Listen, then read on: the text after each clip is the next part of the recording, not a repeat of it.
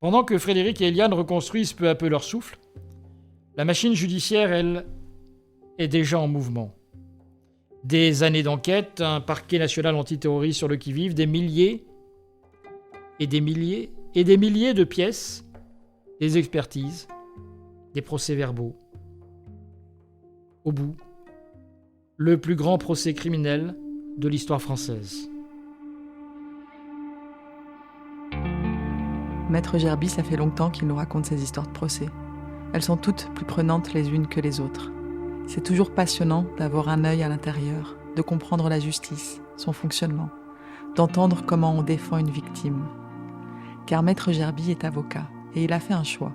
Il ne défend que des victimes. Un jour est née l'idée de ce podcast. Vous racontez l'évolution de l'arrivée du client jusqu'au verdict. Vous écoutez Hervé Gerby raconte. Aujourd'hui, un épisode sur le procès des attentats du 13 novembre 2015, avec l'histoire de Frédéric et Éliane. Il y a des soirs où tout bascule. Des soirs où la vie ordinaire s'efface d'un seul coup. Le 13 novembre 2015. Paris s'endort dans la douceur, une douceur presque anormale pour un mois de novembre. Les terrasses sont pleines, les guirlandes allumées, les verres de vin sur les tables s'entrechoquent. Un concert au Bataclan, un match au Stade de France, et quelque part, dans le 11e arrondissement, des amis qui trinquent à la belle équipe. 22h13. Première déflagration au Stade de France. Une ceinture explosive, un passant tué. 10 minutes plus tard, les terrasses du 10e et du 11e arrondissement sont mitraillées. Le Carillon, le Petit Cambodge, le Casa Nostra, la Bonne Bière, la Belle Équipe. À 21h47, le Bataclan. 90 personnes, 131 morts en tout, et une France entière qui ne comprend plus le monde où elle vit. C'est l'histoire d'un pays. C'est aussi celle de quelques visages. 2 d'entre eux, que j'ai rencontrés 5 ans plus tard dans mon bureau à Grenoble. Le 24 mars 2020, il faisait un froid calme. La ville était silencieuse, confinée. Et pourtant, ce matin-là, la vie est entrée. Elle avait le nom d'un homme, Frédéric. Un confrère grenoblois m'avait interpellé au palais. Sa voix était hésitante. « J'ai un ami intime, Frédéric. Il va mal, très mal. Je crois qu'il n'a plus confiance, reçois-le. » À 11h précises, le 24 mars 2020, Frédéric est entré dans mon bureau. Un homme longiligne, le regard clair, le pas fatigué. Quand il s'est assis, j'ai compris tout de suite. Ce n'était pas un dossier, c'était une blessure. Il s'est mis à parler d'une voix à la fois grave et douce. Et moi, derrière mon bureau, je n'ai plus bougé. Tout de suite, j'ai senti que ce moment-là, ce rendez-vous, allait compter dans ma vie d'avocat, allait compter dans ma vie. C'était un week-end de novembre 2015. Frédéric et son épouse Éliane, ce sont les noms d'emprunt que nous avons choisis pour leur témoignage dans la presse. Frédéric et Éliane étaient montés à Paris. Là-haut, chez leur amie, les enfants de 12 ans de celle-ci étaient dans l'appartement. Ils avaient prévu de dîner avec elle. C'est la femme d'un célèbre photographe. Lui était en Chine. Ils laissent les enfants, ils sortent, ils vont dans un premier café, il est complet. Ils marchent un peu, rue de Charonne. Il fait doux, très doux. Paris respire. On s'est arrêté à la Belle Équipe, m'a-t-il dit. Il y avait du monde, des rires, de la musique, une lumière dorée, on se disait qu'il ne pouvait rien nous arriver.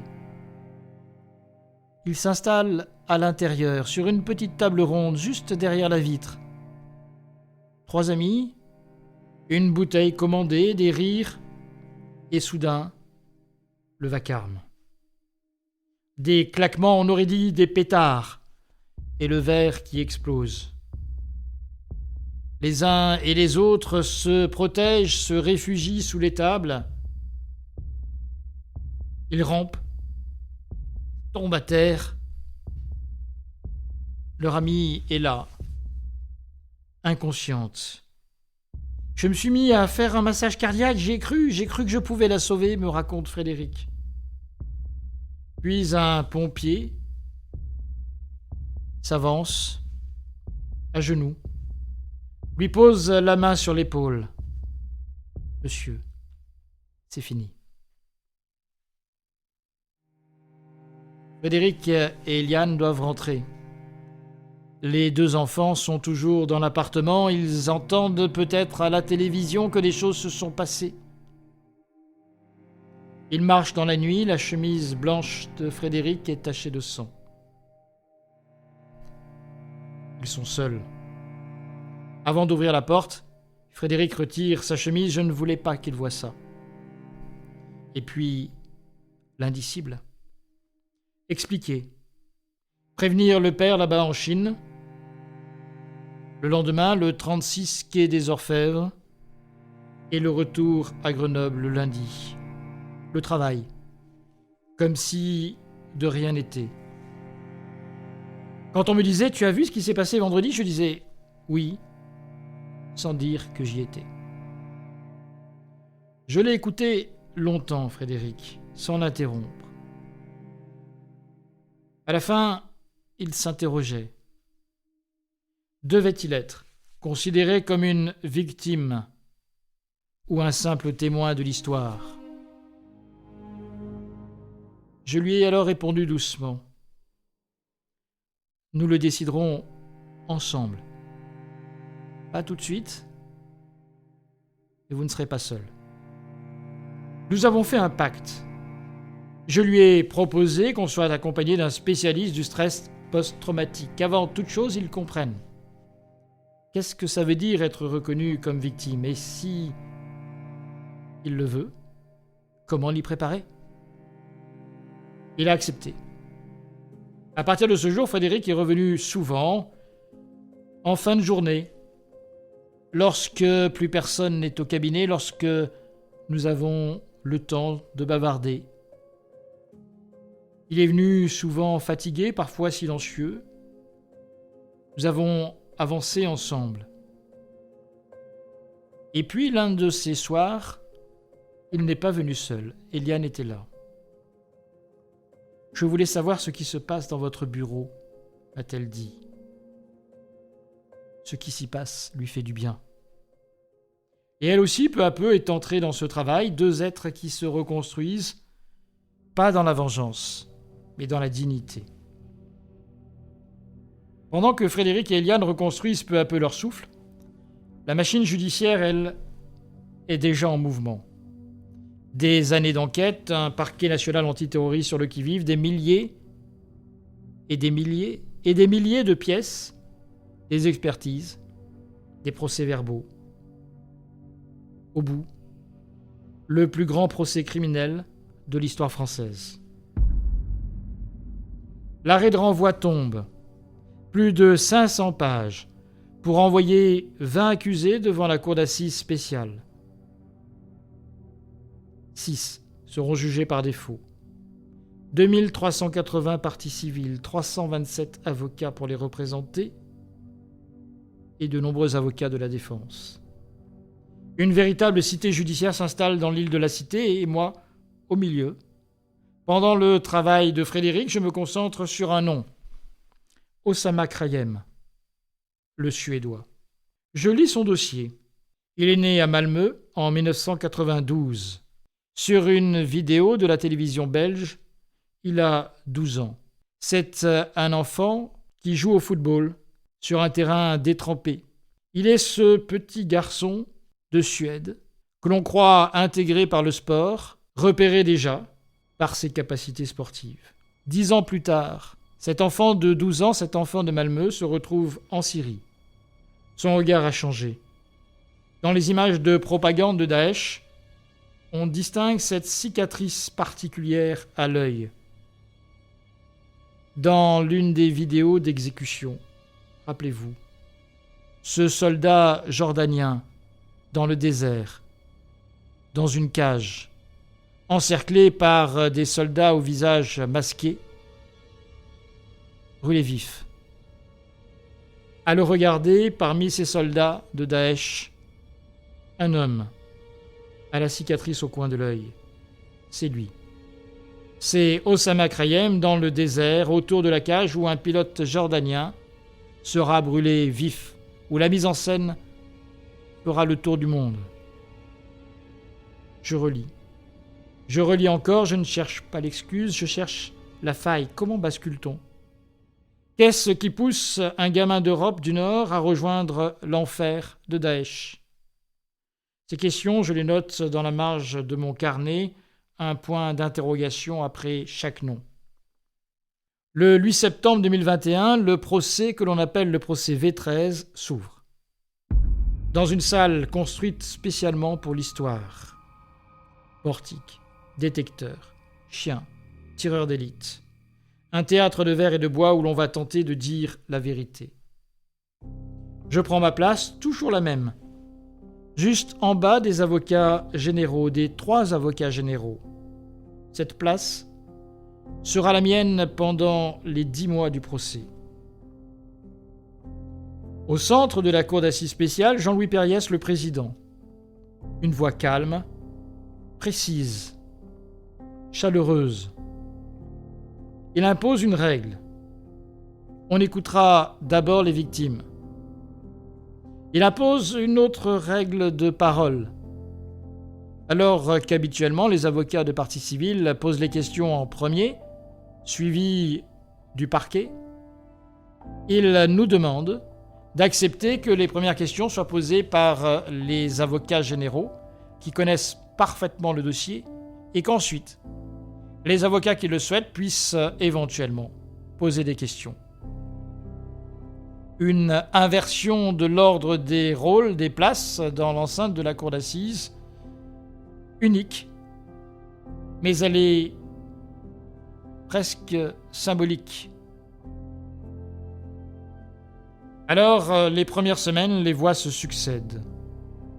1, puis 10, puis 100, puis peut-être plus même encore que 100. Des serveurs, des médecins, des rescapés, des familles. Chaque mot pèse. Certains parlent d'une voix blanche, d'autres d'une colère contenue. Je prends des notes. Des pages et des pages. J'aurais pu écrire « Ne pas flancher, rester avocat ». Je note des phrases que personne n'oubliera. Je note ces gestes de fraternité, je note ces regards, je note ces désespoirs. Ces mots-là, je les relis chaque soir à l'hôtel pour qu'ils ne disparaissent pas. Je regarde mes confrères, certains ne soutiennent pas le regard. Les yeux sont embués. Certains confrères pleurent sans bruit. Je ne me souviens pas d'avoir eu en 30 ans de barreau les yeux aussi humides que pendant ces mois de procès. Ce n'était plus seulement un procès, c'était un peuple qui parlait. Un jour, une jeune femme vient témoigner. Elle raconte son rendez-vous manqué avec la mort. Elle avait rencontré un homme sur les réseaux sociaux. Un jeune homme, ils ont à peine 20 ans. Premier dîner, première rencontre. Lui voulait s'installer à l'intérieur, il ferait peut-être plus frais au cours de la soirée. Elle souhaitait fumer. Une simple cigarette. Alors ce jeune homme très courtois lui a tendu une chaise, ils se sont assis dehors, sur une petite table. Et d'un coup, les coups de feu. lui se jette immédiatement sur elle. Il la couvre. Il est criblé de balles. Je n'ai jamais serré la main aussi fort de quelqu'un que je ne connaissais pas. Cette phrase m'a traversé comme une lame. Je crois que toute la salle l'a senti. Puis viennent les débats. Fallait-il montrer les images du Bataclan? Fallait-il entendre les cris, les rafales, les appels au secours? Certains le demandaient pour comprendre, d'autres suppliaient qu'on ne rouvre pas les plaies. Le président tranche. Nous montrerons, mais sans effondrer. Certains silences feront plus mal que n'importe quelle vidéo. Parfois, on parle de témoins malheureux. Ainsi seront nommés les habitants de Saint-Denis, ceux de l'immeuble où Abaoud a été abattu par le raid. Ils ont entendu l'assaut, les explosions, les cris, sont-ils victimes? Le parquet national antiterroriste dit « Ils sont des témoins malheureux ». Il faudra que la justice tranche et, au cours de ce procès, il leur sera reconnu la qualité de victime. Au cours de ce procès, le droit des victimes a changé de dimension. Être témoin d'une attaque, vivre la terreur, c'est aussi être blessé. Les jours d'audience s'enchaînent. Je prends le TGV 2, parfois 3 fois par semaine.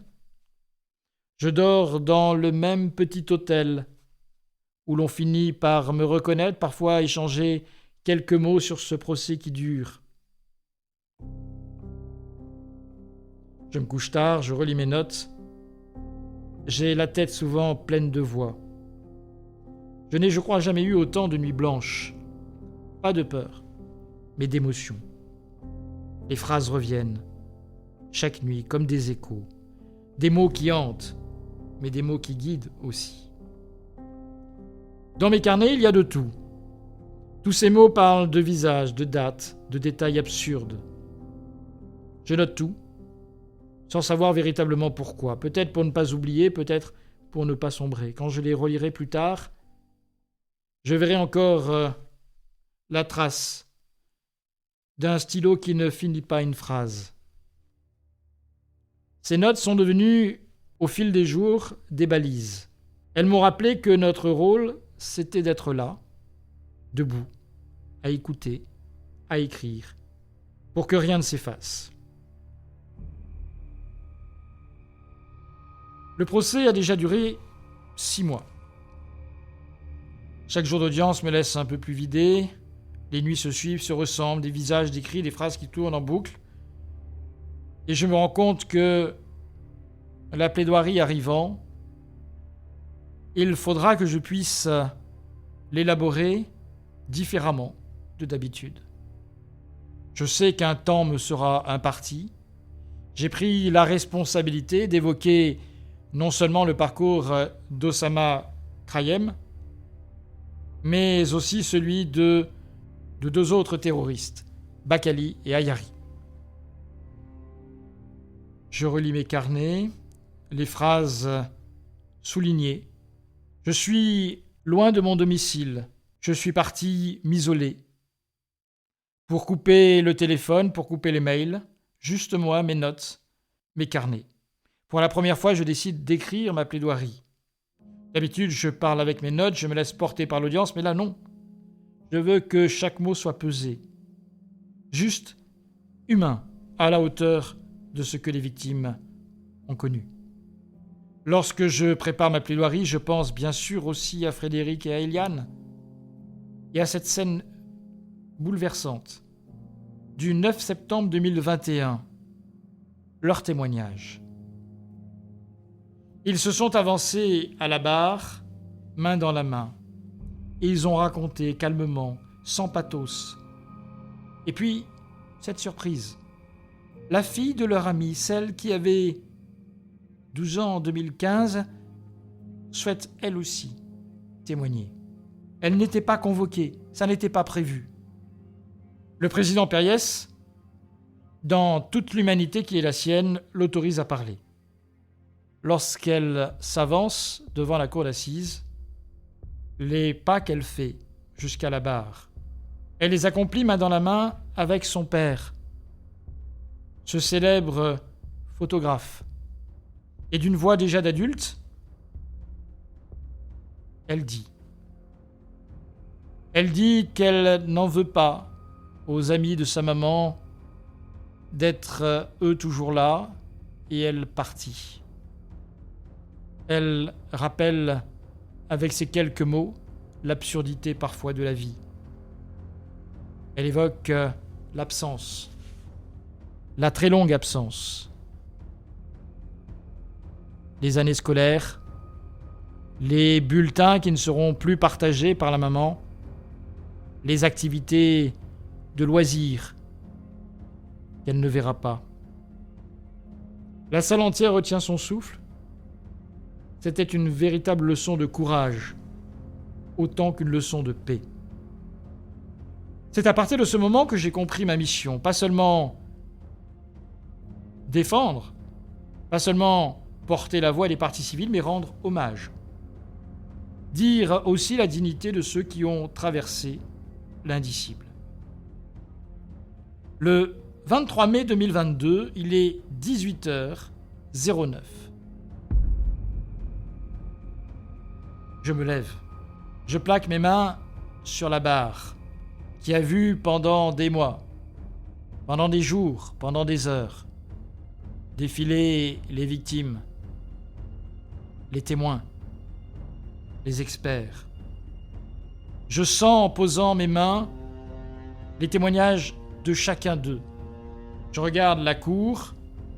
Je sais que j'ai, à ma gauche, les accusés, dans le box vitré encadré par les policiers, et derrière moi, les familles. Je me lève pour plaider.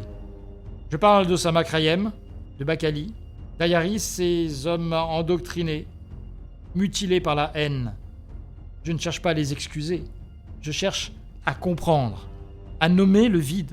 Et je parle aussi de Frédéric et d'Eliane, de ceux qui ont tenu debout, de ceux qui ont continué à aimer, de ceux qui ne sont pas venus chercher la vengeance, mais trouver un sens. Pendant que je plaide, un homme m'observe, juste devant moi. C'est un dessinateur d'audience, Benoît Springer. Il trace mon profil, note quelques mots de ma plaidoirie, et ce dessin, je le garde aujourd'hui dans mon bureau. C'est mon souvenir silencieux. Quand je me rassois après 23 minutes de plaidoirie, 3 minutes de plus que ce qui nous était imparti, me dira un confrère. J'ai la gorge sèche. Le procès touche à sa fin, et je sais que quelque chose en moi vient de changer. Le 29 juin 2022, le verdict tombe après 149 jours d'audience.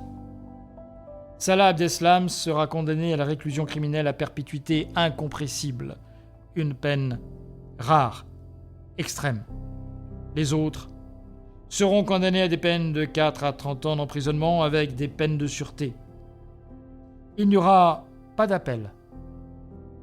La justice a été rendue. Le lendemain, je marche dans Paris. Les rues au petit matin sont presque désertes. Les journalistes ont plié leurs trépieds. Le silence est retombé sur le palais de justice. Je prends un café. Je regarde la lumière sur la scène. Je pense à Frédéric et Eliane, à cette jeune fille, à tous ces regards croisés. Et je me dis, j'ai vieilli. Et j'ai fait mon travail. Dans mon bureau aujourd'hui, il y a ce dessin de Benoît Springer. Et puis, à ma gauche, un autre dessin. Celui réalisé par un jeune dessinateur de talent, Corentin Rouge. Ce dessin, c'est presque une photo de moi. Assis, stylo à la main, juste en bas des avocats généraux, à cette place que j'ai gardée pendant tout ce procès. Quelque part, dans l'un de mes tiroirs, mes carnets. Des carnets que je rouvrirai, qui portent encore un peu, sans doute, l'odeur de la salle d'audience, le bois ciré, le papier, la fatigue. Ces notes sont ma mémoire, Elle me rappelle que le rôle d'un avocat, ce n'est pas de parler à la place des victimes, c'est de porter leur voix, de porter leurs mots jusqu'à ce qu'ils soient entendus. Ce procès m'a changé. 30 ans de barreau, des centaines de dossiers, mais celui-ci restera sans doute le plus fort, le plus juste, le plus douloureux. Parce qu'il ne s'agissait pas simplement de juger. Il s'agissait de réparer, d'accompagner, de croire encore malgré tout à la lumière humaine. Et je pense encore souvent à cette phrase prononcée par une jeune femme au cœur du chaos. Je n'ai jamais serré la main aussi fort de quelqu'un que je ne connaissais pas. Je crois que cette phrase résume tout. La peur, l'amour, la survie, la fraternité. Tout ce que la justice doit être. Une main qu'on serre au bord du gouffre. Pétresse, c'était un procès, mais c'était surtout une leçon d'humanité. Une preuve que la parole peut encore réparer et que même au cœur de la nuit, il existe des gens pour écouter.